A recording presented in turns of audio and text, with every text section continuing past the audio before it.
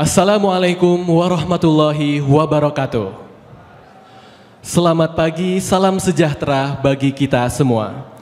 Pada hari ini, Rabu, 24 September 2025, kita akan mengikuti Studium Generale bersama Bapak Yoffi Widianto, staf khusus Presiden Bidang Ekonomi Kreatif dengan topik Industri Kreatif dan Kebijakan Digital. Acara hari ini akan diawali dengan menyanyikan lagu kebangsaan Indonesia Raya.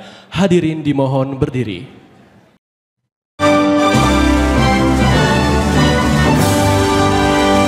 Indonesia tanah airku, tanah tumpah darahku. Di sanalah aku berdiri, jadi pandu ibuku. Indonesia kebangsaanku, bangsa dan tanah airku.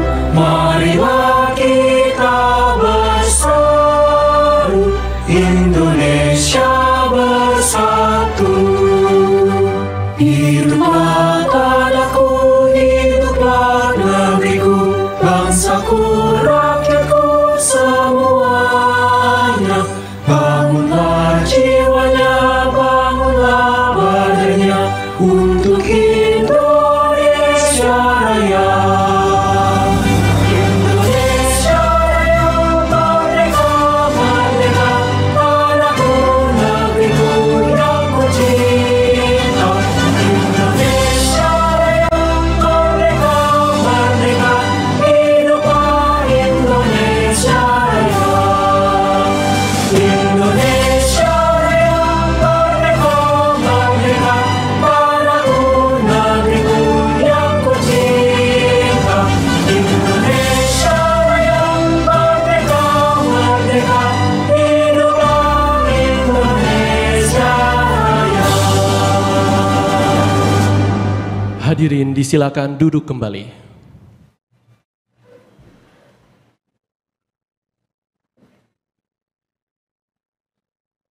Selanjutnya, kita akan mengikuti penyampaian sambutan dari Rektor ITB yang sekaligus akan membuka acara pada hari ini.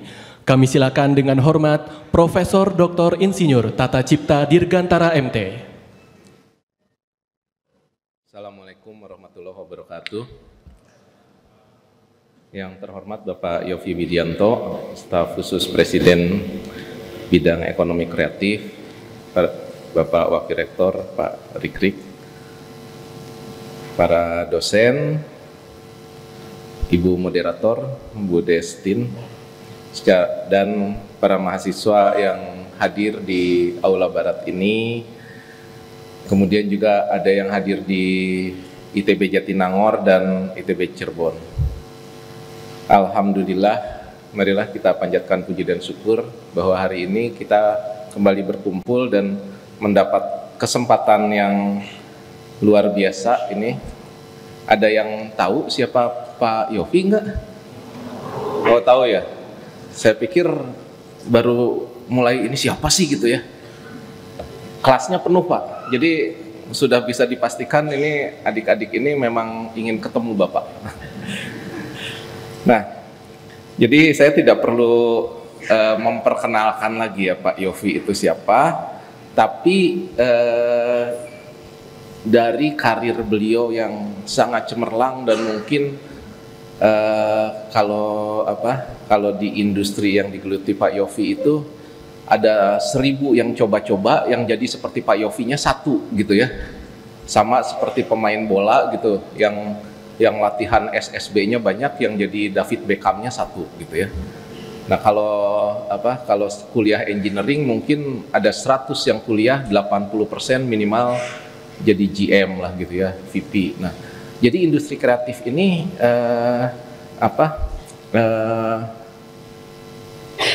perlu kemampuan individu yang luar biasa, perlu intelektual yang mungkin beda dengan genrenya sebagian besar adik-adik di sini, gitu ya. Nah, ini jadi penting kita menghadirkan Pak Yofi untuk mendengarkan sebetulnya dan mengambil pelajaran seperti apa dan mudah-mudahan memberi motivasi. Siapa tahu nanti ada pelaku-pelaku ekonomi kreatif yang lain yang bisa tumbuh di ITB. Dan sebetulnya nggak kurang kreatifnya ya mahasiswa ITB itu, tapi kita perlu kreatif dari semua genre gitu ya. Nah, yang akan dibicarakan ini hari ini adalah tentang industri kreatif dan kebijakan digital ya. Jadi kita tahu bahwa selama ini industrialisasi gitu ya. Tapi sebetulnya salah satu penyumbang pendapatan negara adalah industri kreatif ini ya. Mulai musik, makanan, kriya, pariwisata dan sebagainya ya. Dulu makanya pariwisata dan ekonomi kreatif digabung jadi satu kementerian ya, sekarang pecah lagi. Dan di balik itu sebetulnya banyak sekali teknologi yang terlibat, karena kegiatan-kegiatan ekonomi kreatif itu pasti adalah kegiatan yang mengumpulkan massa gitu ya. Jadi mulai dari bagaimana mempublikasi sampai mengeksekusinya itu pasti di balik layarnya itu banyak industri lain yang terlibat begitu ya. Tadi malam kami rapat tentang pasar seni, tapi yang diomongkan itu bukan urusan lukisan. Kalau urusan lukisannya udah beres dari kemarin-kemarin, tapi yang dibicarakan itu bagaimana mengelola kemungkinan ada 600.000 orang datang dan tumpah di Taman Ganesha, kampus Ganesha sampai ke Sabuga. Itu akan membuat kota Bandung berhenti bergerak mestinya gitu ya. Nah, itu akan banyak sekali disiplin-disiplin lain, koordinasi-koordinasi yang perlu dilakukan, dan tentu saja juga asupan teknologi yang sekarang gitu ya. Nah, Indonesia nggak boleh ketinggalan. Jadi saya kira sudah sejak beberapa kabinet terakhir ekonomi kreatif itu masuk ke arus utama dan selalu menghadirkan para pelaku ekonomi kreatif ini. Dan hari ini kita akan mendengarkan paparan dari Pak Yofi. Mudah-mudahan ini akan membantu kita memahami bagaimana kreativitas, teknologi, dan kebijakan publik yang mengiringinya dapat berjalan bersama sehingga industri kreatif kita tidak hanya dikenal di kancah lokal, tapi ini menjadi arena kita untuk go global ya.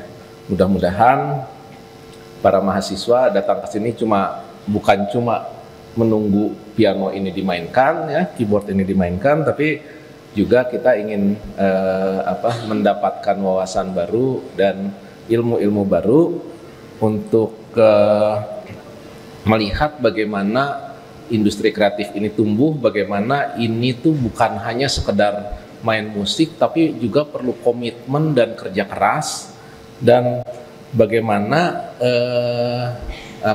kebijakan publik juga diperlukan agar semua sektor yang terlibat dalam pemangku kepentingan industri kreatif ini dapat bekerja bersama-sama, saling sinergi dan menghasilkan hasil yang terbaik untuk Indonesia. Sekali lagi terima kasih Pak Yofi sudah hadir, dan mudah-mudahan ini akan memberikan kesan yang luar biasa buat kita semua dan membawa manfaat yang besar juga untuk ITB. Terima kasih. Assalamualaikum warahmatullahi wabarakatuh. Dan mari kita mendengarkan selanjutnya yang ditunggu-tunggu. Saya tahu saya nggak boleh panjang-panjang bicaranya gitu ya, karena bukan saya yang ditunggu untuk bicara di sini. Terima kasih. Assalamualaikum warahmatullahi wabarakatuh.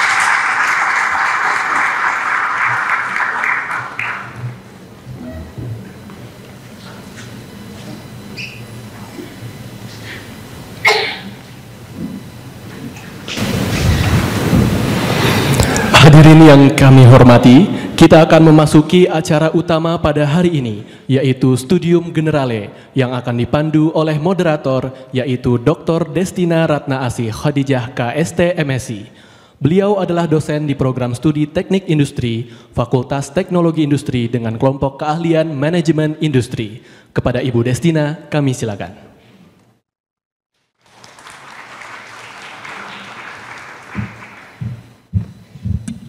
Baik, terima kasih untuk sambutannya. Selamat pagi semuanya.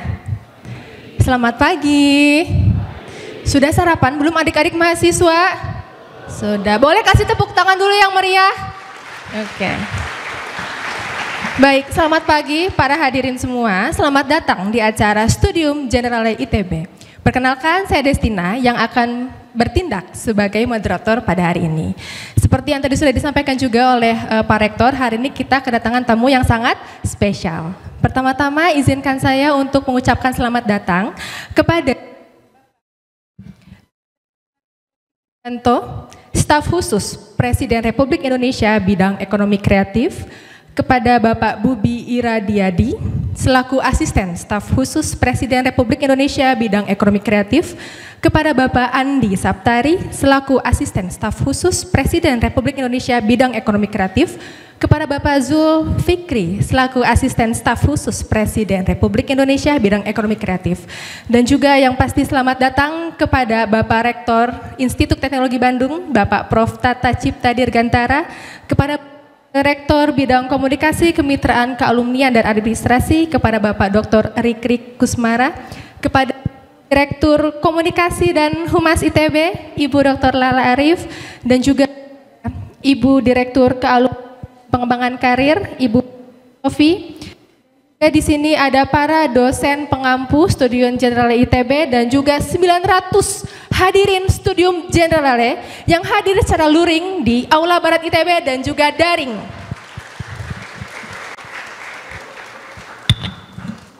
Seperti yang tadi disampaikan juga oleh Rektor ITB, Bapak Profesor Tata Cipta Dirgantara, bahwa industri kreatif harus terus tumbuh ya Pak ya, dan memang untuk tumbuh butuh komitmen dan kerja keras agar setiap stakeholder berjalan dan bisa bersinergi beriringan. Oleh karena itu hari ini ITB kedatangan tamu yang sangat spesial. Kita sudah tahu ya semuanya ya, beliau adalah Bapak Yofie Widianto. Kiprah dan karya beliau sebagai musisi dan komposer tentunya sudah sangat dikenal oleh masyarakat di Indonesia, bahkan di tingkat mancanegara. Lewat lirik yang selalu dikenang, Pak Yofie berhasil menunjukkan bagaimana karya yang dihasilkan dari hati dapat memberikan makna yang luas. Oleh karena itu, pada hari ini mari kita buka wawasan kita buka pikiran kita untuk menerima kuliah tamu dengan topik industri kreatif dan kebijakan digital. Kepada Bapak Yofie Widianto, kami untuk atas panggung. Kita berikan sambutan yang meriah.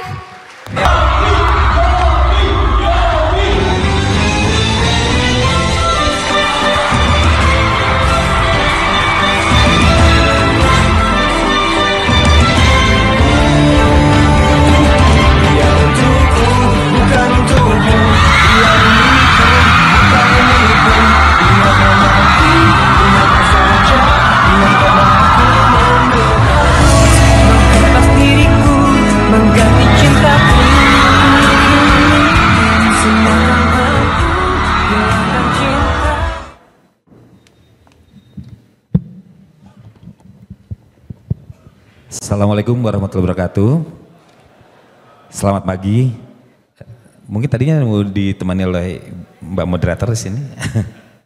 Terima kasih adik-adik sekalian. Terima kasih Pak Rektor, lalu Wakil Rektor dan Bapak Ibu dosen dan semua yang hadir di sini, dan pastinya adik-adikku mahasiswi ITB yang saya sayangi. Kalau kita ngobrolnya sambil santai saja sedikit, karena kalau saya datang ke ITB ini teringat kembali memori SMA lalu kuliah. Saya punya banyak sahabat di ITB, dan biasanya sahabat-sahabat di ITB itu punya keunikan tersendiri sejak tahun saya SMA 87, 88, mungkin udah berapa puluh tahun sekali, mungkin adik-adik belum ada di sini semuanya. Dan sahabat saya salah satu ini asisten staf khusus presiden Pak Bubi Iradiadi. Mungkin menghadap dulu ke adik-adiknya. Udah tampak profesor seperti ini. Beliau dari tambang metalurgi ITB. Dan jadi staf di ekonomi kreatif karena beliau juga banyak bergerak di bidang ekonomi kreatif. Dan beliau juga musisi, dia keyboardis, pianis. Kalau kemarin-kemarin itu sempat manggilnya Teh ya, Teh Desti.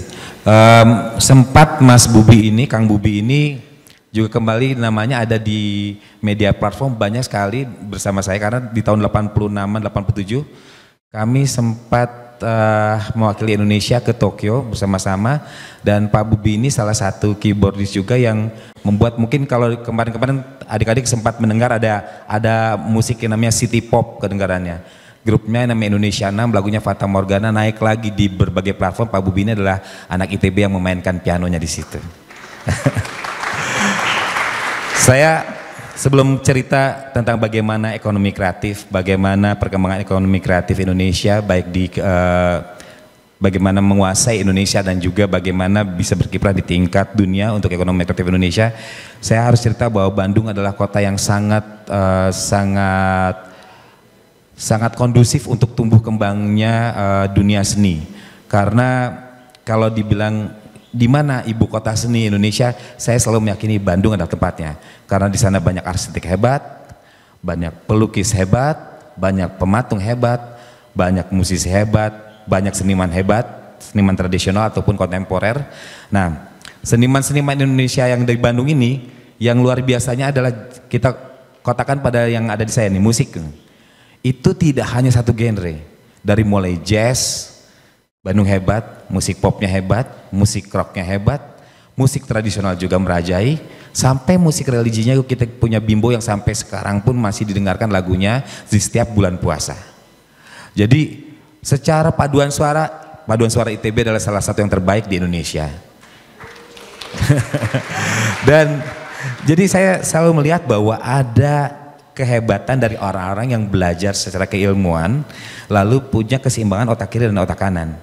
Saya meyakini itu karena saya berulang kali mencoba meyakini ayah dan ibu saya untuk saya menekuni dunia kreatif ini sejak muda. Sejak SMP, SMA saya merasa bahwa saya harus hidup dari dunia kreatif. Tetapi saya tidak pernah diyakini itu karena ibu saya bilang, kamu jangan main piano, pemain musik itu nggak punya masa depan. Selalu begitu dengan yang ayah ibu saya, kamu harus jadi akademisi, paling nggak jadi dosen, atau kamu jadi diplomat lah kalau kamu suka politik dan sebagainya. Nah saat itu saya ingin main piano, tapi selalu dibilang sama ibu bapak saya bilang, kamu boleh main piano, tapi kamu harus pinter di sekolahnya. Saya terpaksa rajin belajar sehingga SD, SMP, SMA itu hampir selalu saya itu ranking 1 di setiap semester atau kuartalnya dulu. Jadi pada waktu itu ibu saya bilang saya ini pemusik bohongan. Udah berulang kali bilang janganlah jadi pemusik, kamu udah banyak saudara yang jadi pemusik. Lalu saya masuk ke salah satu kampus sahabatnya ITB Unpad di sini dengan kalau zaman sekarang namanya apa? Kalau dulu namanya PMDK ya, sekarang namanya apa? SPNB apa namanya? Yang tanpa testing ya kurang lebih seperti itu. Saya terus berusaha kuliah sebaik mungkin di samping saya mencoba menulis lagu. Saya tahu pada waktu awalnya saya bermain musik jazz dan sulit diterima dan ITB ini di aula ini atau di beberapa tempat itu adalah tempat saya untuk memainkan musik jazz bersama Mas Bubi. Dan hampir pasti yang datang cuma 15 orang, 20 orang, 30 orang, udah rumit, nggak laku pula. Saya dibilang begini pada tuh, Yofi buat apa belajar musik jazz? Chordnya banyak, 7-9, 11/13, 7+5, chordnya banyak, honornya kecil katanya. Belajar musik pop tuh saya pikir, aduh musik pop 3 chord, 4 chord, kayaknya simple. Tetapi ternyata saya coba geluti, membuat komposisi yang simple tapi penuh isi dan dilandasi sebuah sisi teknikal yang bisa dipertanggungjawabkan itu tidak mudah seperti yang kita bayangkan. Nah, saya pertama kali melihat orang yang bisa buat musik seperti itu di Amerika ada Quincy Jones, David Foster. Kayaknya musik popnya kayaknya mudah ya, tapi progresi chord itu kalau orang-orang musik harmoni atau not yang ditimbulkannya itu membuat sensasi tersendiri. Nah disitulah saya mencoba membuat format itu untuk Indonesia. Awalnya tahun 90 dalam sebuah festival di Taipei Itu ada festival musik, kebetulan tingkat dunia. Di sana pertama kali saya meraih The Best Composition Award tingkat dunia dan umur saya 21-22 tahun, mungkin sama dengan adik-adik itu. Ketika pulang ke Indonesia, nggak ada yang tahu. Saya bilang, lalu ayah saya tuh kan jadi pemusik, mau juara dunia apa nggak ada yang tahu, percuma, lihat tuh bulu tangkis katanya. Baru juara keberapa atau tenis, ranking 30 pun orang udah tahu. Lalu ibu saya bilang begini pada waktu itu, saya ingat sekali, kata-kata ini selalu saya ingat. Ibu saya bilang, nggak apa-apa Yofi, nggak ada yang tahu, tapi ibu jadi fans pertama yang tahu kamu berhasil di luar sana.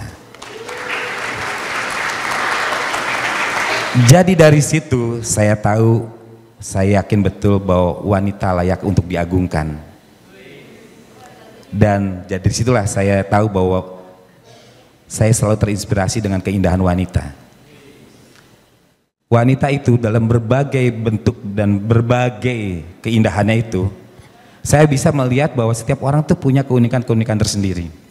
Cara bertutur, cara menyampaikan pendapat, cara berlaku, gestur, atau dalam bentuk lain lah ya, kalau dia punya kemampuan, cara bernyanyi, cara melukis, kepintaran di sekolah. Saya selalu melihat bahwa keindahan-keindahan wanita itu sesuatu yang memang punya tempat yang luar biasa, karena tanpa ada wanita tidak akan ada laki-laki hebat di sekitar sini, pasti. Gak mungkin kan kita lahir tanpa ibu. Nah lalu dalam perjalanannya, mulailah saya mencoba berkarya-karya dengan musik Indonesia itu. Coba buat lagu jazz lagi, nggak diterima. Bolak-balik dari Bandung ke Jakarta, nggak diterima oleh label, nggak ada yang dengar.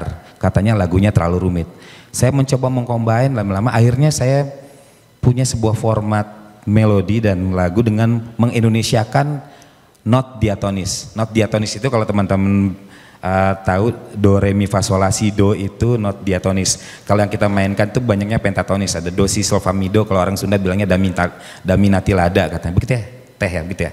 Nah, saya mencoba susunan itu tapi dengan cara Indonesia. Gimana caranya agar lagu saya ini tertangkap sebagai lagu yang Indonesia banget, walaupun melodinya adalah melodi diatonis yang pasti digunakan di seluruh dunia. Lalu saya ngelihat orang-orang Indonesia di pantai-pantai, di pinggir selalu ngomong ya eyo, iya. Akhirnya saya buat iya. Akhirnya orang tahu cerita cinta sampai sekarang. Dan cerita cinta adalah lagu ledakan pertama yang saya kaget, saya rekam, lalu dirilis. Besoknya saya dengar di radio, semua radio kok muter lagu saya ya, di warung-warung, di mana-mana, di semua kafe muter lagu saya. Nah disitulah saya tahu, dan pada saat itu ibu saya bilang kepada ayah saya, tuh lagunya udah mulai dengarkan katanya. Ayah saya bilang, pokoknya kalau kamu udah mulai didengarkan dari Sabang sampai Merauke dan berulang-ulang, baru saya bisa mengakui profesi kamu. Kalau enggak kamu harus tetap sekolah dan kuliah, lanjutkan ke S2, S3 dan sebagainya. Nah tetapi di saat SMP, SMA saya sudah mulai mendapat mata pencarian. Bisa nabung dikit, saya main di hotel Savoy Homan, ada Preanger, di hotel klasik main sore-sore. Kalau ketahuan bapak dimarahin, disuruh pulang itu. Klasik sekali, dan saya mengalami bahwa proses itu sebagai bentuk pendewasaan dan bagaimana saya menerima bahwa sebuah kehidupan selalu harus ada adaptasi. Ada keinginan, ada regulasi. Ada yang selalu membatasi. Nah begitu pun juga dengan musik. Akhirnya saya tahu dengan musik yang saya mainkan begitu lebar di piano ini bisa kemana-mana. Ternyata industri pop itu harus seperti orang yang melukis dalam frame terbatas. Kita harus melukis 30 kali 50 cm, tapi dalam 30-50 cm itu bagaimana perpaduan warnanya, komposisinya, tingkat keindahannya itu bisa kita pertanggungjawabkan atau kita bisa banggakan secara pribadi minimal. Nah setelah kita suka secara nilai-nilai kesenian kita pribadi, punya impact nggak ke masyarakat? Itu tantangan yang berikutnya. Karena kebanyakan seniman-seniman seperti kami ini asik sendiri, buat keren sendiri, tapi tidak dimengerti banyak orang. Nah saya ingin memadukan bagaimana kemampuan teknikal itu akhirnya bisa diterima dan didengarkan oleh banyak orang. Nah saya coba dengan cerita cinta, lalu saya akhirnya meledak dengan membuat lagu-lagu untuk almarhum Glenn Fredly, Rio Febrian, dan diteruskan sampai sekarang, sampai saya menghasilkan Rosa, Raisa, siapa lagi, Marcel, sampai Monita, sampai banyak sekali, saya lupa, ada The Groove, dan sekarang ada Liodra, Tiara, Andini, Ziva, Arsi, sahabat saya yang mungkin seumuran sama kalian ketemu sehari-hari karena dia juga banyak bantu saya sebagai produser. Nah di situ saya bisa mengkomunikasikan itu melalui lagu dan saya nggak pernah membayangkan bahwa ketika meledak di dunia perkasetan, ada yang tahu kaset nggak ya? Nggak ada tahu. Tahu ya, bentuknya kotak ada bulut-bulutnya gitu loh. Tahu ya, nah, kaset. Nah setelah kaset entah ada CD. CD mungkin kalian ketika bayi atau umur 3, 4, 5 tuh lihat ada kotak-kotak CD yang dimainkan di rumah. Nah setelah itu baru di era digital. Meledak di dunia kaset itu hitungannya berbeda. Ada berapa keping, begitu juga dengan CD. Nah sekarang hitungannya katanya stream. Saya ini bukan orang yang main di media sosial sebenarnya. Kalaupun media sosial pasti yang mainin orang lain gitu. Jadi nggak terlalu ada jarak lah dengan media sosial. Akhirnya saya tahu, oh lagu saya diterima. Dan per hari ini mungkin di Asia Tenggara salah satu komposer tertinggi dengan streamsnya itu, saya per hari ini lagunya sudah didengarkan sebanyak 5 miliar kali di seluruh di platform, salah satu platform Spotify. Itu sebenarnya saya tahu kalau 10 tahun menjadi seorang hitsmaker itu sudah luar biasa. 20 tahun saya yakin itu udah pemberian. 30 dan saya sekarang udah jalan ke 4 dekade. Saya tahu itu bukan saya yang hebat, tapi ada cinta yang besar dari seluruh pendengar musik Indonesia, dari kalian semua untuk karya-karya saya, dan juga pasti itu adalah berkah dari Tuhan, bukan kepintaran saya semata. Bohong kalau kepintaran semata. Bahwa ada strateginya, betul. Tetapi yang saling mempengaruhi itu, ini sekedar nilai filosofis sedikit ya. Saya selalu mengingat dalam perjalanan hidup saya itu, siapa orang yang pertama membantu saya mengangkatkan keyboard, bareng-bareng bawa keyboard, lalu ngajarin saya main piano, lalu saya datang ke studio, saya hafal emang-emang yang bekerja sama saya satu persatu. Sampai sekarang saya selalu didukung oleh orang manajer yang sama sudah 43 tahun, dan kru keyboard saya, kru piano saya itu ada yang udah kerja udah 35 tahun, 40 tahun, ada yang udah 25 tahun, paling sedikit 10 tahun, 11 tahun. Saya tahu karya-karya saya baik dengar karena doa orang banyak di sekitar saya.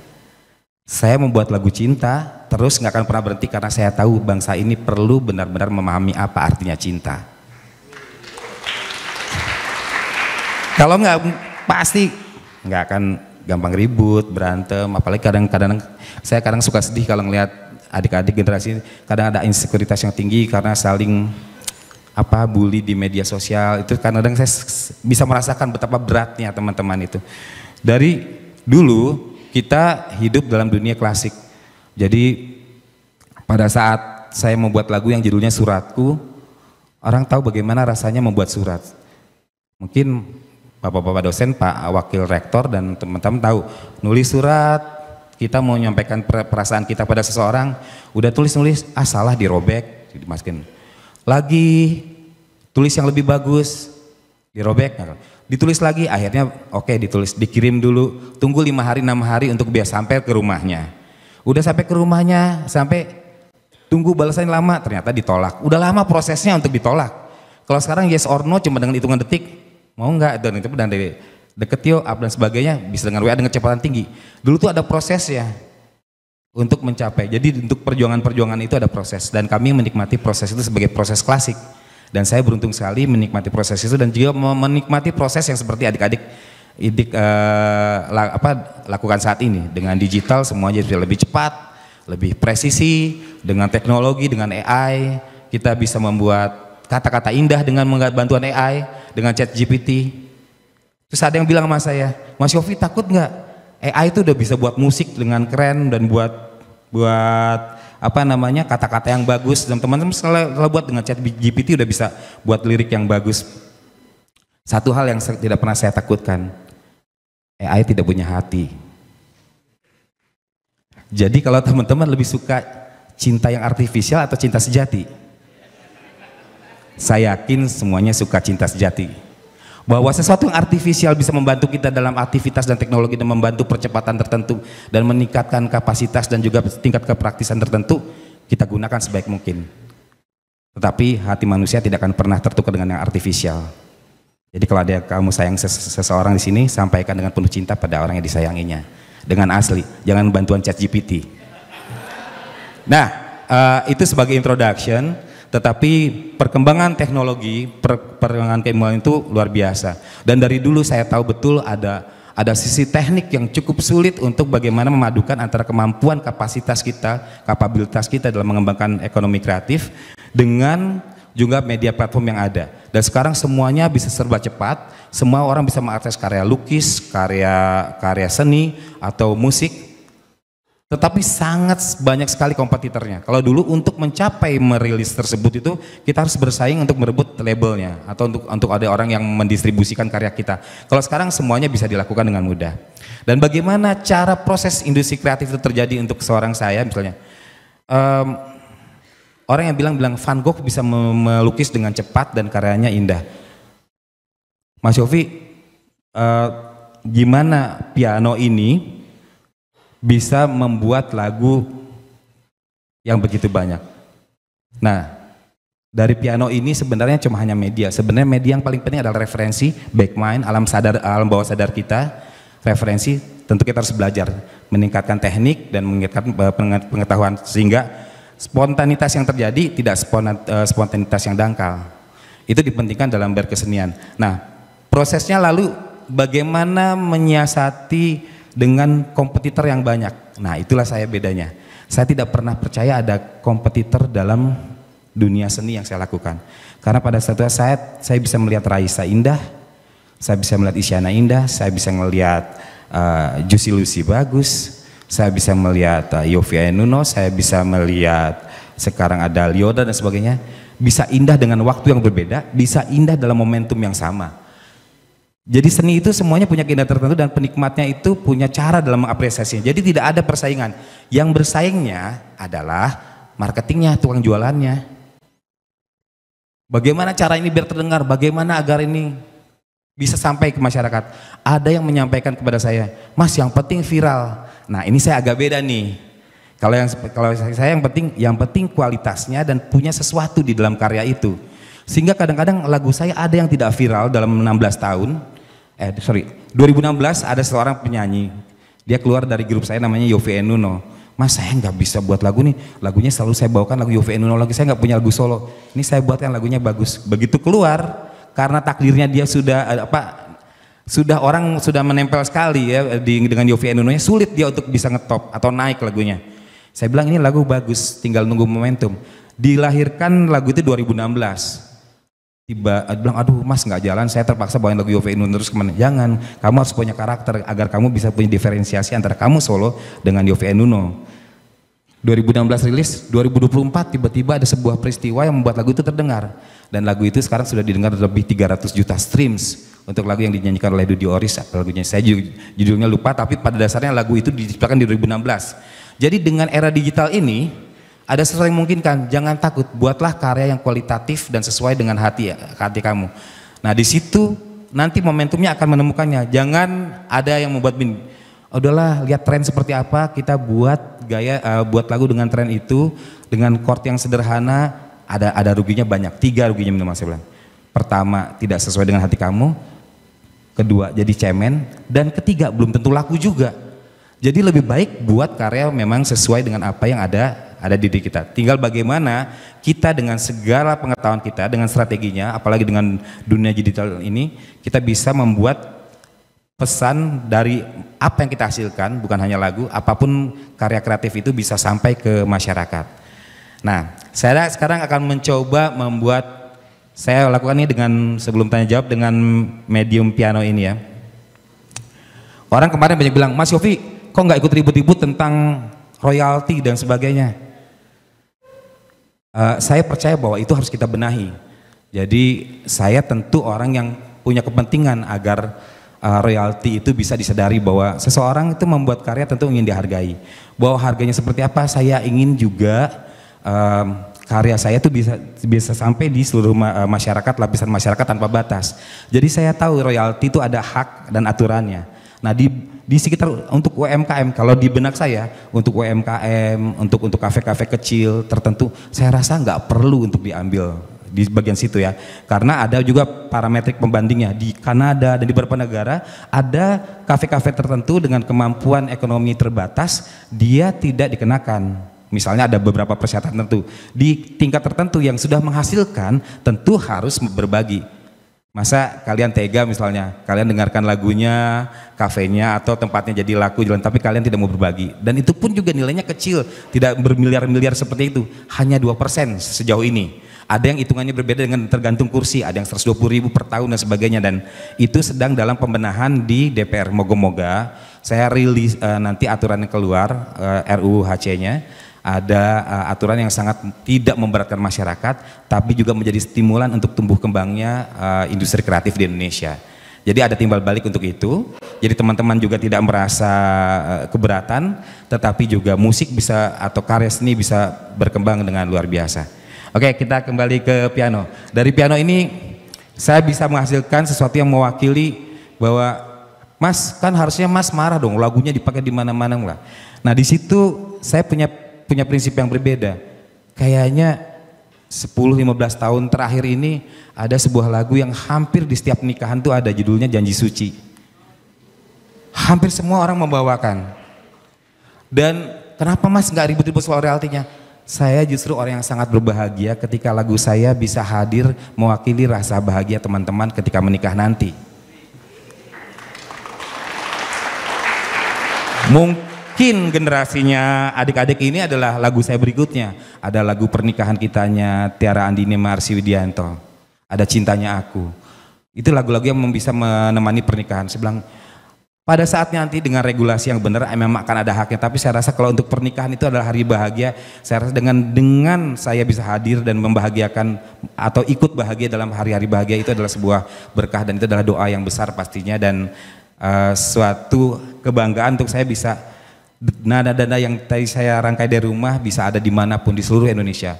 Bahkan saya tuh kadang-kadang ngelewat ada pengamen bawain lagu saya di mana ada yang Takkan Terganti lah, ada lagu Manusia Biasa dibawakan di mana-mana. Terus mereka mungkin tidak tahu saya yang buat lagunya. Tapi untuk saya selalu, ya Allah, mungkin ini adalah doa yang dulu saya selalu ucapkan dan ibu saya selalu mendoakan saya. Akhirnya nada-nada ini bisa menjadi orang untuk bisa mencari nafkah dan punya kemanfaatan untuk orang lain. Untuk saya itu besar, artinya adalah lebih besar daripada royalti yang saya dapatkan. Nggak masalah, karena itu nilainya nilai yang tidak akan pernah terlupakan dan tak akan tergantikan dalam hidup saya. Ada beberapa rekor yang harus saya ceritakan. Saya pernah membuat sebuah lagu. Lagu itu ditentang oleh produser sama label awalnya. Saya bilang saya akan buat lagu ini 3 versi. Lagunya sama, aransemennya berbeda. Dan pada saat itu pas rilis, tiga penyanyi itu hit semuanya dengan lagu yang sama. Judulnya Terlanjur Mencinta, dibawakan oleh Diodra, Tiara, Ziva. Dan itu menjadi satu yang pertama mungkin karena kita aja nih. Indonesia ini sebenarnya bakat-bakat hebatnya itu luar biasa. Yang nari hebat banyak, yang buat apa hebat. Saking hebatnya itu kadang-kadang kita merasa biasa saja. Dan kurang sedikit, maaf agak sedikit kurang apresiasi gitu. Nah, saking luar biasa hebatnya itu, bayangkan kita sedikit gerak-gerakan tertentu tiba-tiba saya ditanya sama teman saya, Mas lihat nih ketika saya ke Jepang, ke beberapa negara di Eropa, tariannya bagus. Dalam hatiku kayaknya di Bandung orang yang kuliah di ASTI narinya bagus-bagus, di Cirebon banyak yang bagus, di Bali banyak bagus, di Aceh, di Papua, gaya tarian kita itu di atas rata-rata kerennya. Saking kerennya tiap hari kita lihat, kita merasa itu bukan kekayaan, padahal itu harus kita lindungi apapun yang terjadi nanti. Nah, contohnya apa? Kita buat pacu jalur sedikit, gerakan kita viral seluruh dunia. Kita buat apa dikit viral seluruh dunia. Itu menandakan bahwa kita punya bakat hebat untuk kebudayaan. Dan teman-teman di ITB ini harus menemukan teknologi nanti. Di AI yang saya bilang, Mas nanti kita harus serahkan dengan coding, dengan angka data latih itu masuk. Kita tidak harus lagi mikirin soal IP-nya. Justru kalau untuk saya, bagaimana caranya kebudayaan itu dengan teknologi maju pun data latihnya itu masuk. Tetapi harus punya value dan punya nilai. Karena itu yang membedakan Indonesia dengan negara lainnya. Oke, kita mulai dengan teknis membuat lagu katanya. Lagu itu atau berkarya itu apabila kita melihat dengan kacamata yang rumit, kehidupan itu makanya akan rumit terjadinya. Kedengaran nggak punyanya? Kedengaran ya? Kedengaran, oke. Nah, Dulu saya cek. Nah, boleh dibantu teh? Punten. Dulu saya bilang orang tua saya, udah kamu kan ngefans sama Pak Muhtar Kusumaatmadja, jadi diplomat aja. Saya bilang pada itu ke ayah saya, nggak usah Pak, saya dengan satu oktav ini bisa keliling dunia. Apaan sih katanya? Nih kan saya di Bandung tuh begini nih. Saya mau pindah ke Hong Kong.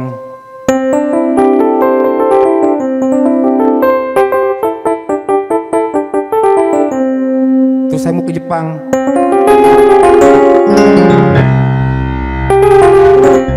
Saya mau ke Arab.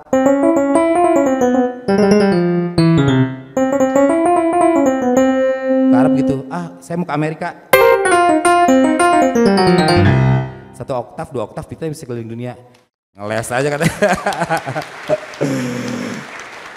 Dunia kreatif itu selalu memberikan ruang untuk itu. Dan Indonesia punya kehebatan itu. Bukan cuma di musik. Lalu bilang, Mas Yofi gimana cara buat lagu? Itu semua nada menurut aku tuh enak-enak saja. Bahkan nada yang kayak gini nih. Kayak sirene ya, wut apa gitu yang suka ngehalangin jalan tuh. Insya Allah saya tidak menggunakannya teman-teman.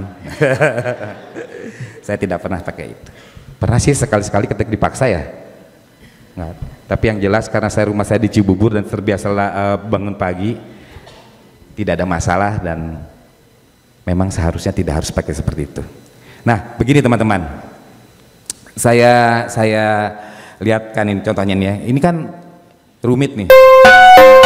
Kayaknya horor kehidupan kita kalau membayangkan masa depan dengan ini. Kalau saya plesetin dikit kayak lagu horor nih.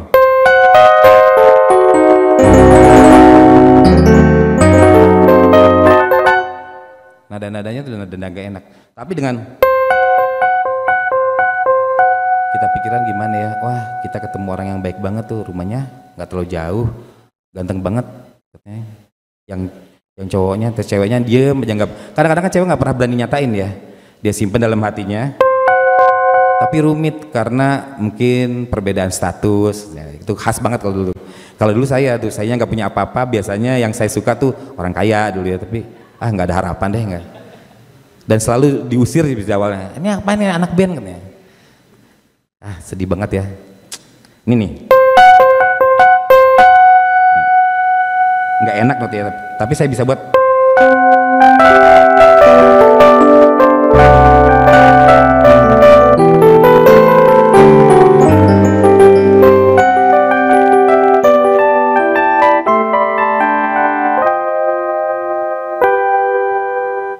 Yang rumit pun bisa jadi enak-enak saja, apalagi yang enak. Sekarang kalian sebut aja 3 angka, coba. Siapa yang berani ke depan? Ya, silakan Sir. Sini, yuk. Ayo, siapa namanya, dari jurusan apa? Tolong dikasih mic.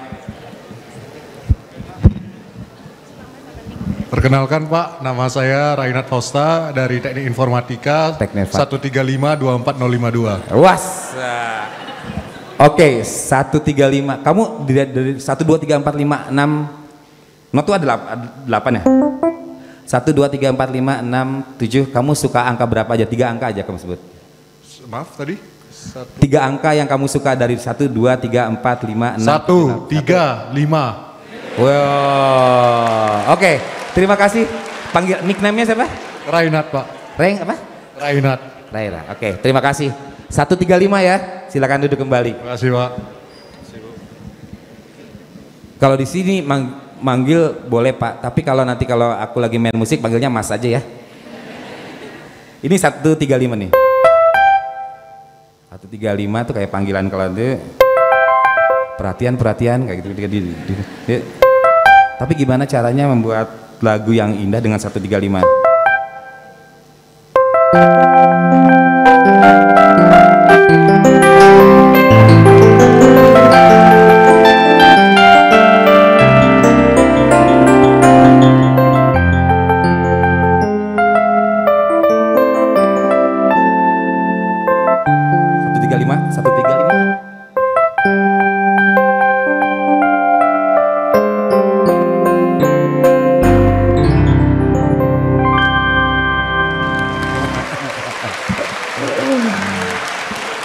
Seperti itu teman-teman. Jadi di antara kesulitan, di antara tantangan yang kita hadapi, di antara kerumitan itu, cobalah cari cerah dengan kreatif. Insya Allah kita bisa hidup dengan indah, dengan punya kemanfaatan. Yang saya lakukan di staf presiden ini, sebenarnya saya sudah 40 tahun, 4 dekade berkarya di musik Indonesia. Awalnya saya itu selalu, saya bukan orang yang ingin bekerja di politik. Saya ingin berkarya terus, dan cita-cita saya cuma satu sekarang.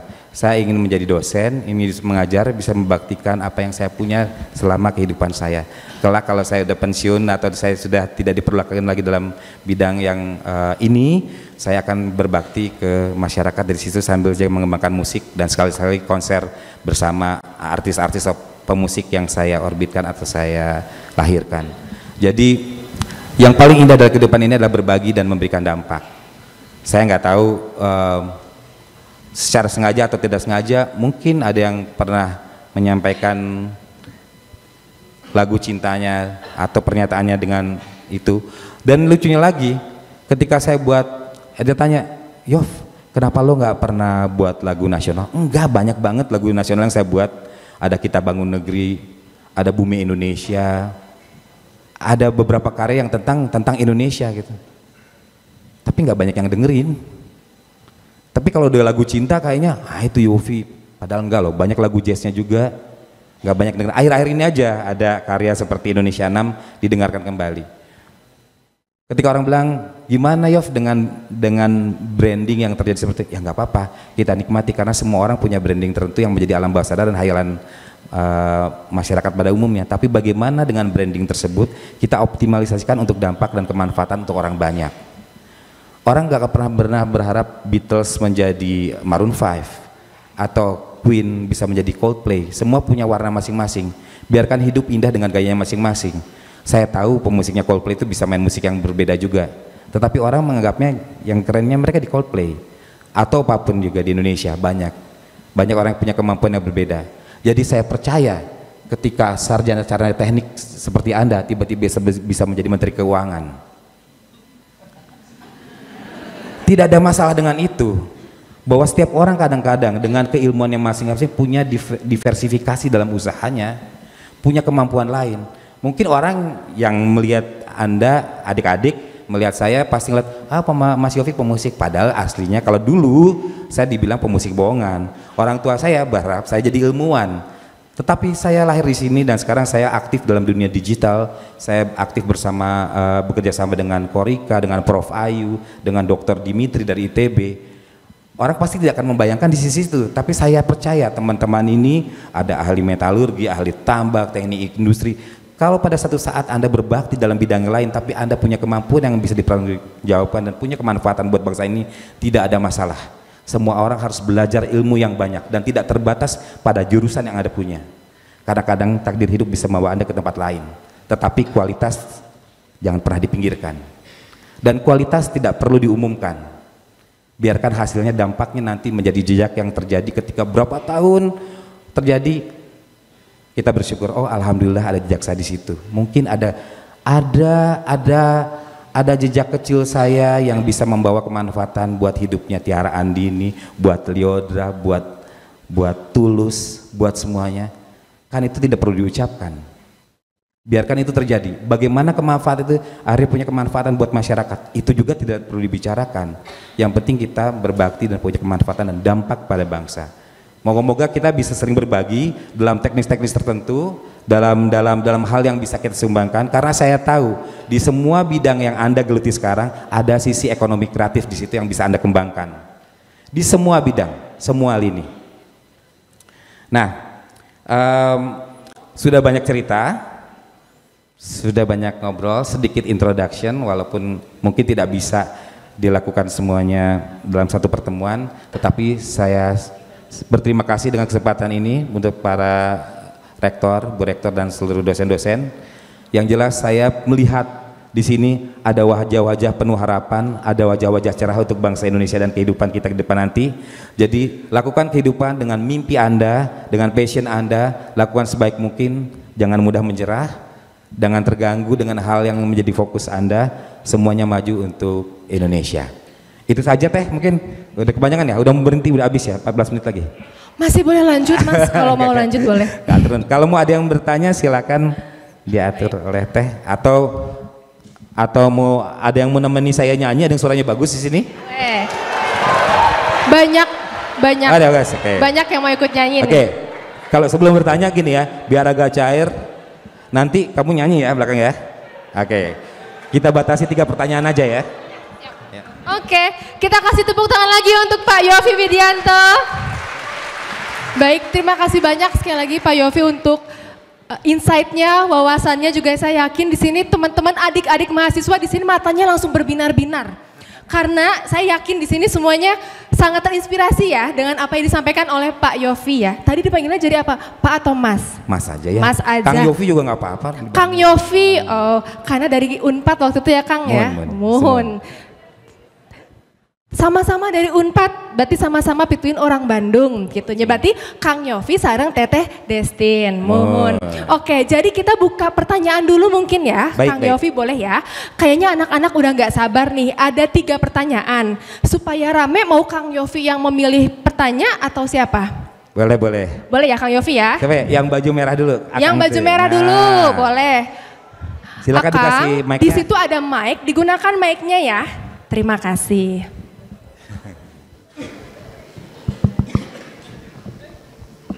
Oke baik, bismillahirrahmanirrahim. Assalamualaikum warahmatullahi wabarakatuh. Waalaikumsalam warahmatullahi wabarakatuh.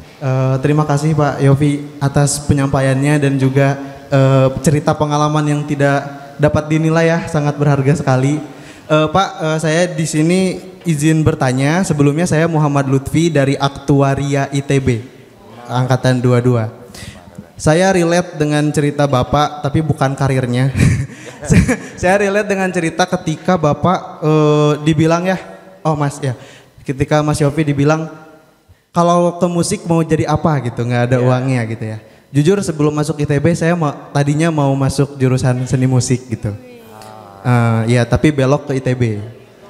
Nah, ya jadi saya ingin bertanya sederhana aja Mas. Menurut pandangan Mas Yofi nih ya, apakah stigma masyarakat yang istilahnya mendiskreditkan ya berarti ya, kalau musik tuh nggak bakal dapat uang lah, susah sukses, itu bisa menghambat pertumbuhan ekonomi kreatif di Indonesia atau tidak gitu? Dan kalau misalkan memang menghambat, kira-kira gimana ya caranya kita bisa untuk istilahnya sedikit demi sedikit memperbaiki stigma ini gitu? Oke, terima kasih Mas. Oke, kita jawab aja langsung ya. Boleh, silakan Mas, boleh. Terima kasih pertanyaannya, dan sayang sekali kalau udah bisa musik, teruskan aja musiknya sebenarnya. Jadi saya yakin dalam keilmuan sekarang yang dipelajari, sisi musik akan membuat balancing antara otak kiri dan otak kanan.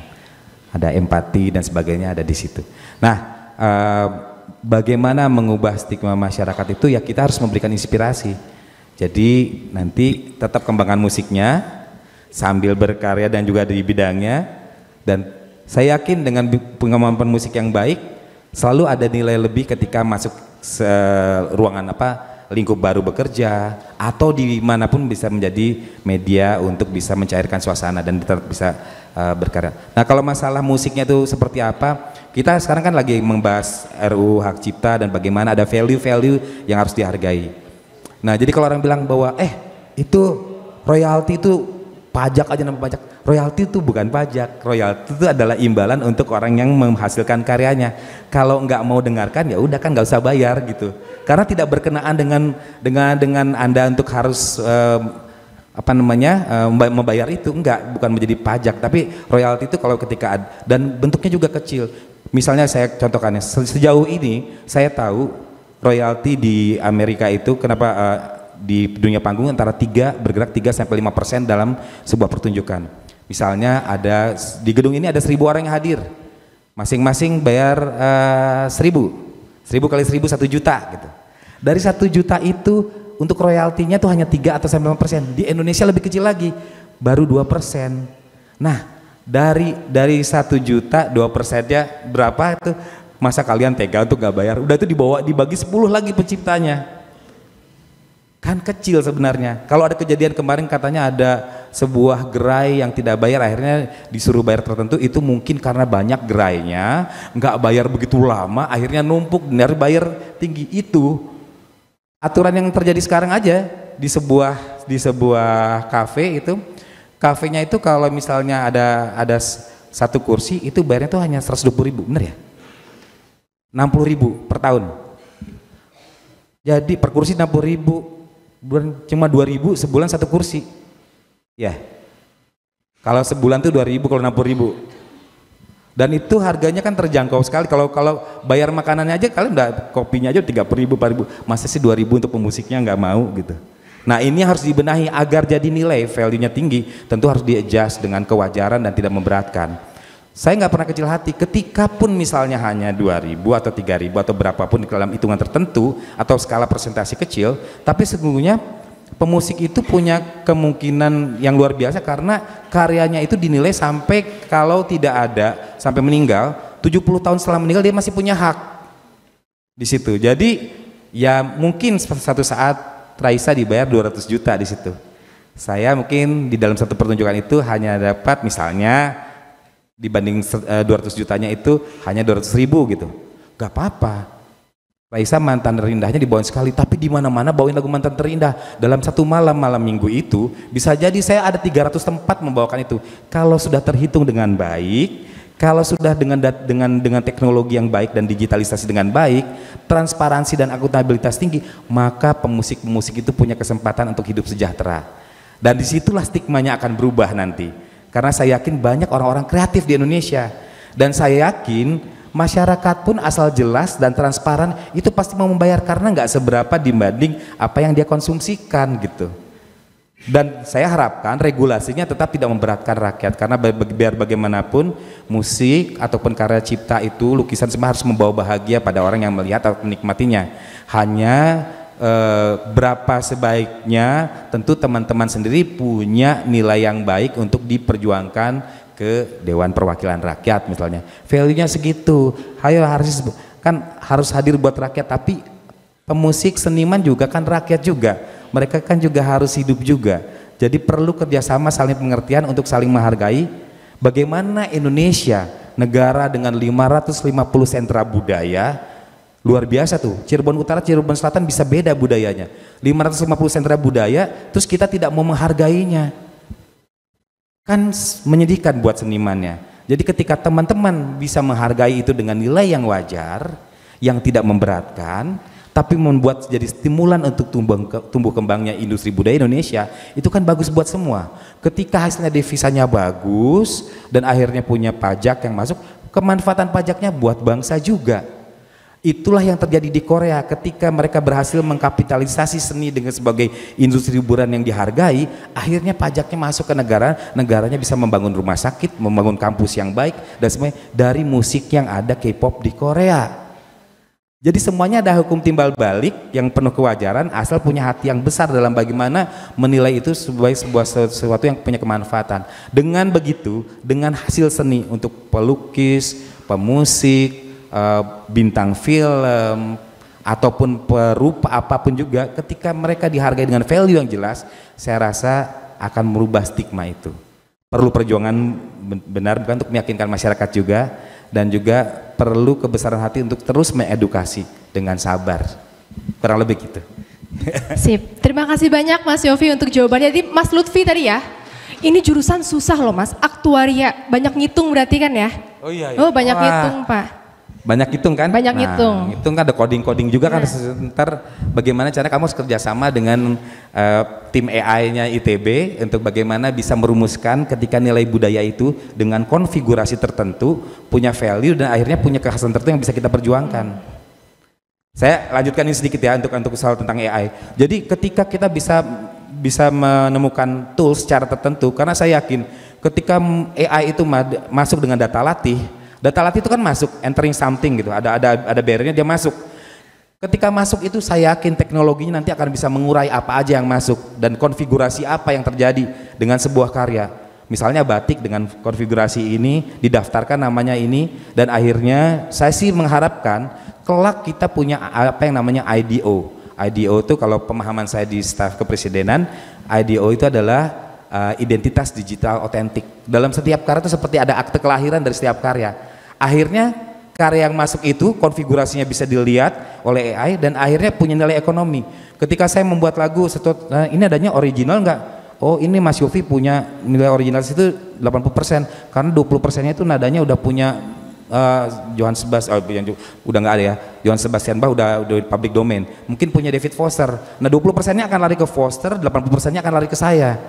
Ketika teknologi ditemukan itu, ketika ada saya yang buat lagu, ada Mas Pongki Jikustik, ada Eros Sela on Seven, tiba-tiba lagunya ini ada kemiripan dengan Mas Eros, ini yang lebih dulu dia yang keluar, nanti angka digitalnya akan masuk ke sana tuh, ke dia 40%, ke ini 20%, pembuat liriknya ini ada punya Taufik Ismail nih konfigurasi ini. Nah dengan hitungan-hitungan yang detail itu teknologi akan memungkinkan itu. Saya sih punya rasa optimis itu dan moga-moga kita bisa bekerja sama untuk merumuskan, walaupun ini tantangannya berat, tetapi ketika teknologi maju itu adalah sebuah keniscayaan. Saya tuh tidak pernah anti teknologi karena musik saya terjadi bisa didengarkan banyak nih karena kemajuan teknologi. Teknologi menjadi alat bantu kita atau mitra kita. Kemajuan teknologi adalah sebuah keniscayaan, tetapi bagaimana kita menghargai kekayaan atau hak karya cipta manusia sejati harus tetap kita perjuangkan. Karena yang menjadi rakyat Indonesia adalah manusia sejatinya kan, bukan AI. Kecuali pada suatu saat saya konser nanti yang nonton ada 30 manusia, 30 AI dan 40 robot gitu misalnya kan, itu beda lagi. Tetapi tetap aja yang paling kita hargai adalah manusia sejatinya. Kurang lebih. Siap, terima kasih banyak Mas Yofi. Boleh kasih tepuk tangan lagi? Oke, sangat menarik ya Mas ya sebetulnya pembahasannya karena tadi akhirnya menyambung juga dengan peran teknologi. Nah ini Pak Rikrik, Bu Lala dan Bu Sofi mungkin kita bisa kolaborasi ya. Bagaimana nanti teman-teman mahasiswa di ITB bisa membantu tadi ya terkait dengan regulasi. Kemudian tadi ada ide menarik juga dari Mas Yofi terkait dengan ADIO ya. ADIO tadi, digital identifier ya. Di sanalah justru ada peran teknologi berkolaborasi gitu ya dengan seni supaya bisa menciptakan tadi ekosistem yang mendukung tadi industri kreatif di Indonesia. Begitu ya Mas ya? Betul. Siap. Kita lanjut lagi boleh Mas? Ayo, Oke. Wah banyak nih Mas. Saya nggak bisa milih. Tuh ada yang tulisan Mas. Ada tulisan. Oh iya boleh. Apa tuh tulisannya apa tuh? Yang bawa tulisan tuh. Silakan. Ada baca tulisan khusus kayaknya baru bikin tadi tuh untuk Mas Yofi tuh. Nanti itu sini ya. Habisnya yang baju putih. Baik, sebelumnya selamat pagi Pak Yofi dan teman-teman semua. Perkenalkan, nama saya Mikail Alisirazi Shiribowo dengan NIM 1302401 dari jurusan Teknik Kimia Pak.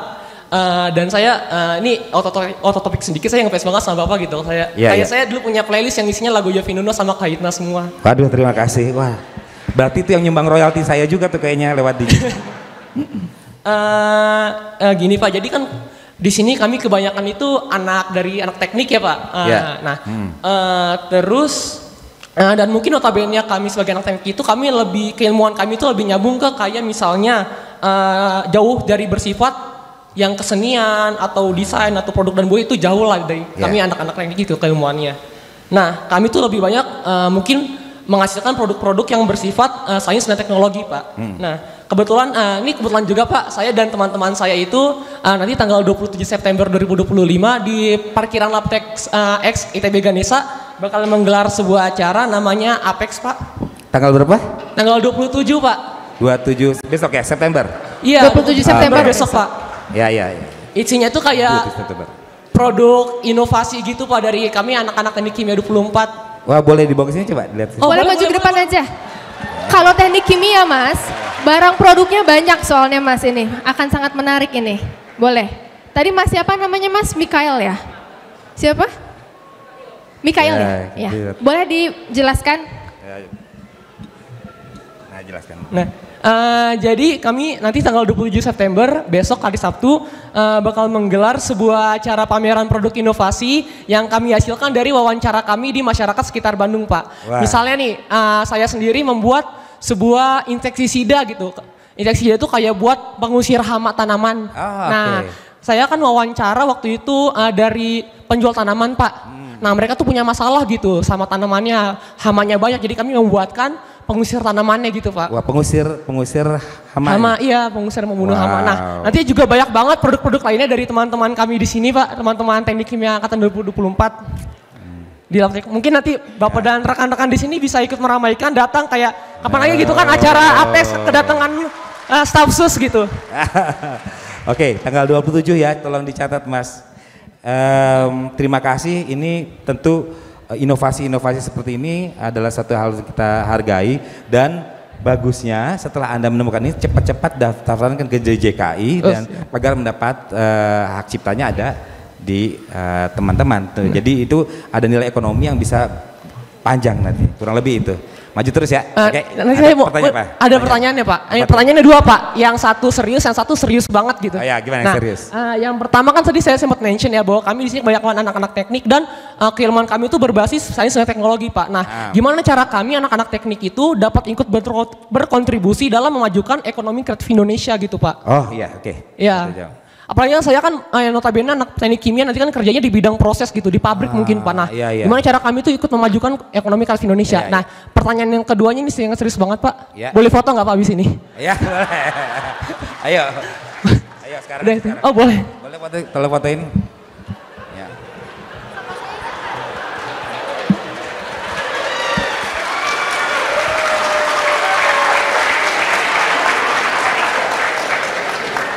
Oke. Terima kasih ya Pak. Iya. Sukses ya. Terima kasih Pak. Oke, tangannya masih gemeter loh Mas, saya lihat banget tangannya gemeter. Thank you ya Mikael ya. Jadi luar biasa, inovasi apa yang dihasilkan oleh teman-teman ini adalah sebuah hal. Tadi bilang tadi, saya bisa nggak berkontribusi secara kreatif? Yang dilakukan sudah kreatif. Ketika itu mendapat hak ciptanya, maka akan terjadilah ekonomi kreatif untuk siapa namanya tadi? Mikael. Dia akan dapatkan hak dari kreativitasnya itu. Jadi kalau di mana, apakah bisa kita orang sains untuk menyumbangkan diri dalam ekonomi kreatif? Tentu bisa, karena sekarang yang terjadi dengan digitalisasi itu pasti menggunakan sains dan sebagainya. Kami tidak mungkin bisa berkembang. Karya-karya kreatif ini akan lebih maju lagi ketika ada kolaborasi antara sains, teknologi, dan juga bagaimana orang-orang kreatif melakukan karya-karya kreatifnya. Jadi selalu ada ruang untuk kita bisa kerjasama dan kolaborasi. Dan jangan-jangan justru itu akan bisa mengakselerasi untuk tumbuh kembangnya dengan lebih tinggi dan punya nilai yang lebih tinggi lagi. Jadi kolaborasi itu dimungkinkan. Tadi ada satu contoh bahwa itu adalah hasil produk kreatif, tinggal bagaimana nanti. Nah, ketika didaftarkan biasanya ada tantangan nih begini nih. Yang ini udah ada nih sama dengan ini sama ini. Tapi ketika dengan hitungan tertentu dengan teknologi nanti akhirnya dia tetap punya haknya. Ada yang original dari sini, kamu belum ada di yang lain. Berapa jumlahnya? Bisa jadi sampai 40%. Nah, 40% itu nilai value yang akan dia bisa gunakan selama dia masih ada dalam karya itu digunakan oleh masyarakat. Jadi kita punya ruang yang besar. Ketika tambang kita doakan masih tetap bisa bertahan lama. Tapi kalau habis, saya yakin kreativitas teman-teman di ITB ini tidak akan pernah habis. Oke, selanjutnya. Terima kasih Mas Yofi. Baik, sangat menarik ya Mas. Akhirnya nyambung tadi gimana peran dari mahasiswa di Institut Teknologi Bandung karena memang kebanyakan jurusannya teknik dan sains. Tadi jadi berarti kalau kreativitas bisa dibalut dengan tadi ya hak cipta maka bisa ada nilai ekonominya tadi. Pastinya ya Mas ya. Begitu. Sangat penting itu untuk teman-teman ketahui ya. Oke, kita lanjut berarti ya Mas ya. Satu lagi yang terakhir. Boleh ya? Tadi. Kayaknya dari Mas dikasih duluan. Boleh, siapa boleh. Namanya? Silakan. William dari arsitektur. Ya perkenalkan, nama saya William dari Arsitektur 22. Kebetulan TA saya hampir berhubungan dengan ekonomi kreatif. Jadi saya mendesain kampus seni. Jadi pertanyaan saya pada saat saya menggather data ternyata 3 penggerak ekonomi kreatif di Indonesia itu according to datanya pada 2023 itu adalah fashion, kriya, dan kuliner. Ya. Jadi saya mau bertanya, sebenarnya untuk subsektor 14 yang lain itu sebenarnya itu mereka merasa terbelakangi atau tidak ya Pak? Sama seharusnya kami membuat subsektor-subsektor itu lebih maju atau mungkin memfokuskan kepada yang paling besar saja. Dan apa regulasi dan kebijakan yang Bapak bisa memberikan agar dalam posisi Bapak agar bisa lebih ya maju dan prosperous ya. Terima kasih Pak. Terima kasih. William ya. Jadi William tadi cerita tentang berdasarkan data ada 3 yang unggul dari subsektor ekonomi kreatif.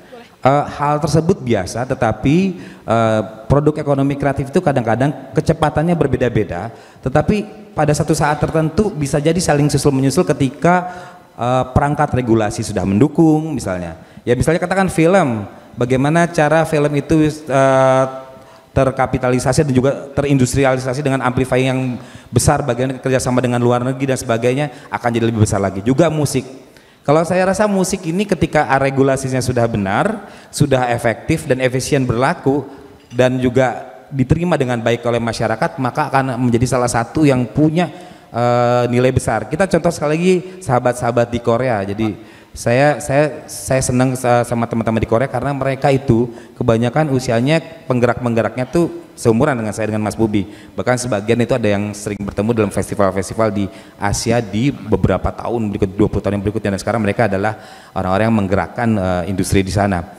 Di sana mereka akhirnya berhasil karena bantuan semua struktur, bukan hanya pemerintah, tetapi mereka cebol-cebolnya yang membantu. Cebol tuh di sini konglomeratnya, dan mereka membuat, dan harapannya tentu dari kami di staf presiden ini berbeda dengan kementerian. Kementerian melakukan secara operasional apa yang menjadi kebijakan target dari kementerian, dari dari susunan program yang sudah dilakukan dari ke semua subsektornya. Kalau kami melihat sering sekali bertemu dengan para akademisi, para pembuat riset, bagaimana kita mengakselerasi dan juga memperbaiki kinerja dari pengembangan ekonomi kreatif di Indonesia, dan laporannya disampaikan tentu saja secara berkala kepada presiden. Dan ini moga-moga saya pikir di situ adalah ruang yang paling penting karena saya bisa menyampaikan hal tersebut secara langsung, dan juga kebetulan saya melakukan sinkronisasi dengan kementerian-kementerian yang ada hubungan dengan ekonomi kreatif. Tidak hanya ekonomi kreatif saja, tidak ekraf saja tentu saja, kebudayaan, pariwisata, perindustrian, perdagangan, Kementerian Keuangan, Komdigi jelas karena kita banyak menggunakan fasilitas digital. Jadi banyak sekali kementerian yang secara langsung bersinggungan, berkorelasi, dan kita harus melakukan sinkronisasi agar kebijakannya menjadi tepat sasaran dan efektif. Perlu waktu untuk itu karena saya yakin memang kalau kuliner Indonesia sudah jagoan, dan Bandung itu salah satu pusat kuliner yang saya udah berjalan kemana-mana ya, tapi siomay tetap aja di Bandung. Jadi saya lucu sekali, saya punya pengalaman, saya jalan ke Taipei, saya ingin tahu deh di Taipei ini tempat mie bakso yang paling enak di mana gitu.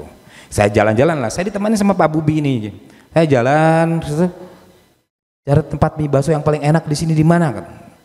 Jadi tiba-tiba yang ada orangnya memang bisa berbahasa Cantonese, Mandarin dan sebagainya, dia ngomong terus bisa berbahasa Indonesia, namanya Mario. Mas Yofi mau tahu mie yang paling enak nggak di dunia? Di mana? Di Naripan, katanya, di Bandung. Udah jauh-jauh ke Taipei dibilangnya di Naripan di Bandung. Jadi ya itu menunjukkan bahwa untuk kuliner kita memang unggul.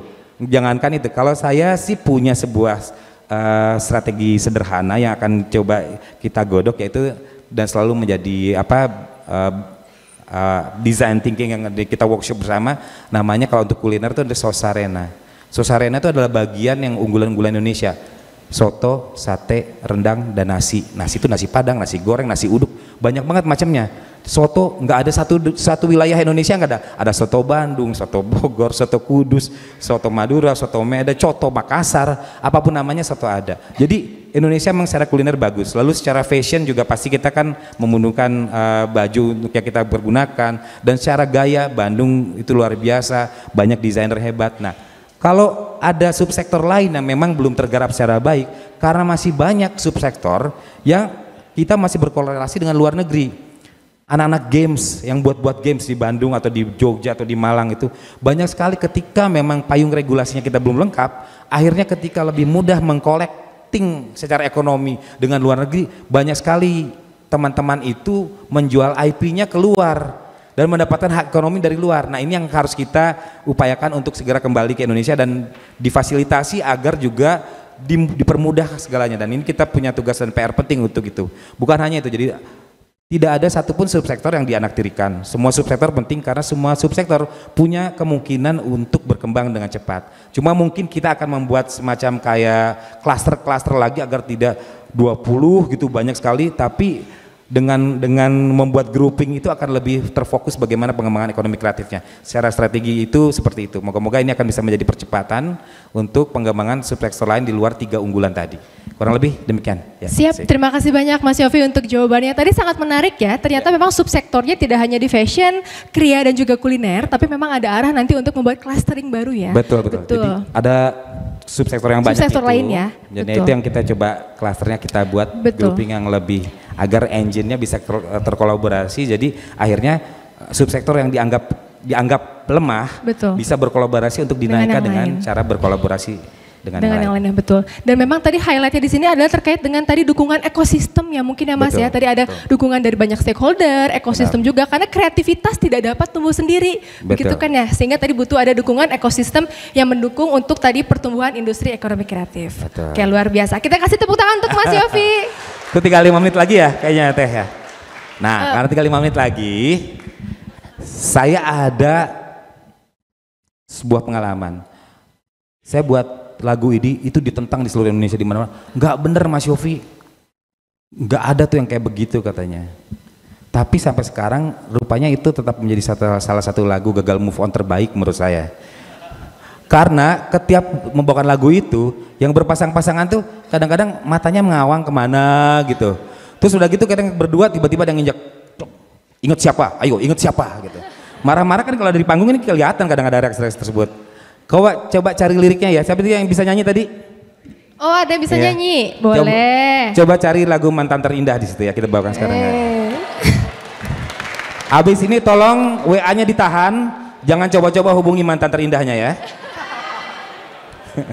Apalagi nanti buat shoot gitu, terus dikirim lalu ini aku lagi inget kamu. Nah, jangan gombal-gombal penting itu dihindarkan. Oke, sambil nunggu saya mau tanya sama siapa ya? Coba sini nih. Boleh Mas. Nih, Ada yang mau diem. disamper Mas? Nih, boleh. Nih, ada yang diem nih, diem. Oh boleh. Kamu diem aja dari tadi. Nah, ini. Coba, jawab saya nih. Kamu tahu artinya cinta nggak? Tahu. Apa tuh? Cinta itu perasaan gugup. Berarti benar itu, cinta itu perasaan gugup itu betul. Cinta itu merupakan perasaan yang membuat kita bisa merasa hidup. Iya. Pasti semuanya punya definisi cinta. Tapi kalau saya ngelihat kamu, cinta tuh artinya cantik. Cantik itu kamu cinta. Jadi kata-kata bisa banyak punya makna indah. Ada orang yang bilang sama saya, Mas Yofi, rindu itu berat katanya. Ada yang bilang kayak gitu di sebuah film. Katanya rindu berat. Saya bilang itu salah. Gak pernah ada rindu yang berat. Karena gak pernah ada cinta tanpa rindu di dalamnya. Jadi kalau kamu udah punya rasa cinta yang besar, buang-buang jauh keberatan dalam hal merindu. Karena rindu adalah bagian yang indah. Dan kadang-kadang sesuatu terasa indah ketika kita tidak memilikinya. Begitu bukan?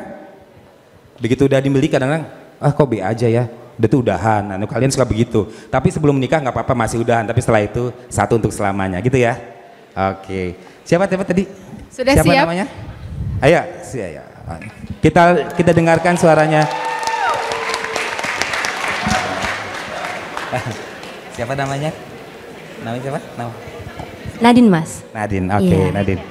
Yuk kita dengarkan suaranya ya. Nadine dari prodi mana kalau boleh tahu? Nadine. Narin. Nadine Ibu. Nadine Iya, Ibu. dari prodi mana Nadine? Dari Sistem dan Teknologi Informasi Ibu. Oh, jurusan Teknologi Informasi, Sistem Wow. Teknologi Informasi Mas Yofi. Oke, kita kasih tepuk tangan yang meriah.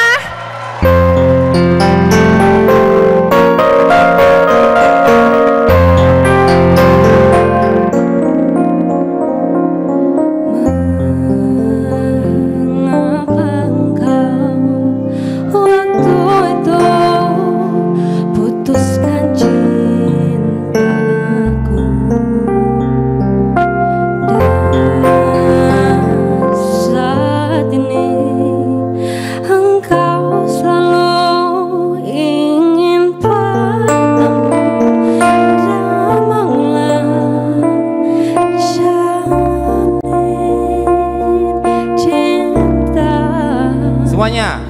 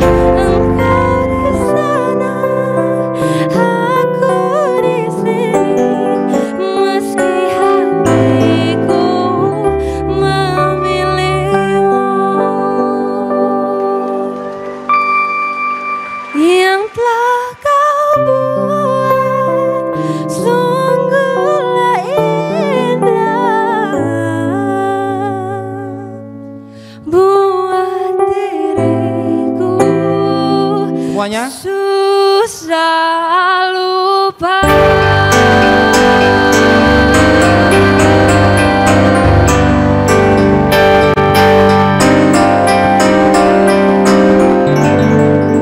Tepuk tangan buat Mas Yofi semuanya. Terima kasih, luar biasa tuh. Anak teknik industri ya. Anak sistem teknologi informasi, Mas. Teknologi informasi. Teknologi informasi. Nadine namanya. Luar biasa. Luar biasa. Terima kasih. Terima kasih Nadine. Terusin nyanyi ya, suaranya keren banget. Oh ya boleh foto ya. Boleh. Mau difotoin nggak? Oh, boleh dong, sini difotoin.